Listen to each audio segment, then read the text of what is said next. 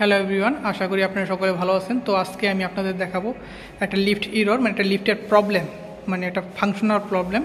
তো সেই সমস্যাটা হচ্ছে যে যদি আপনাদের এই লিফট অন করার পরে এই ডোরটা একদম খুলে থাকে, ডোরটা একদম ক্লোজ হচ্ছে না, তারপরে আপনারা যদি এই যে আপনার লিফটের পুশ বাটনে যদি কল দেন, যদি কল না নেয়, তো এই সমস্যাটা আমরা কিভাবে সলভ করব। তো এটা আমি আপনাদের একদম ফার্স্ট টু লাস্ট দেখানোর চেষ্টা করব। তো দেখার জন্য আপনারা আমার সাথেই থাকুন। আমরা লিফটের এই লকটা খুলব।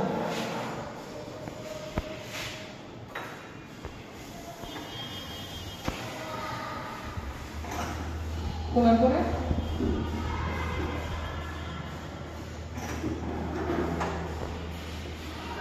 দরজা খুললাম, দরজা খোলার পরে আমরা কেবিনে যাব।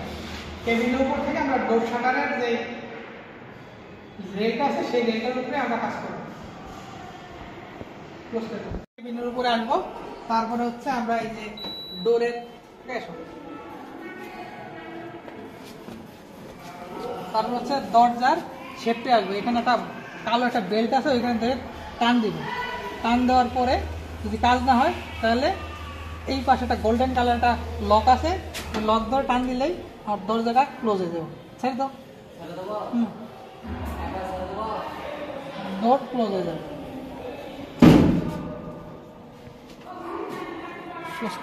কেবিন থেকে ওঠার পরে তো আমরা এই উপরে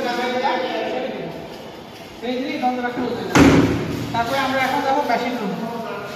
আমরা ওই ডোর ঠিক করার পরে আমরা এখন মেশিন রুমে আসার পরে আমরা লিফটের এখানে সার্কিট ব্রেকার আছে, এটাকে পাওয়ার অন করলাম। অন করে দেওয়ার পরে আমার লিফটটা অন হইল।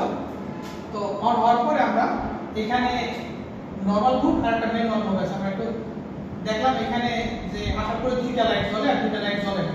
তো না জ্বলার কারণে আমরা এখানে নরমাল থেকে আমরা একটা মেন নরমাল করলাম। মেন নরমাল করার পরে তো আমরা একটু এখানে চাপ দিয়ে ধরে দেখতেছি যে আমার লিফটটা ঠিক কাজ করে কিনা।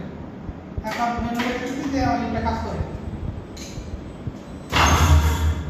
তো এখন আমরা এটাকে নরমাল মুভ করে দেব।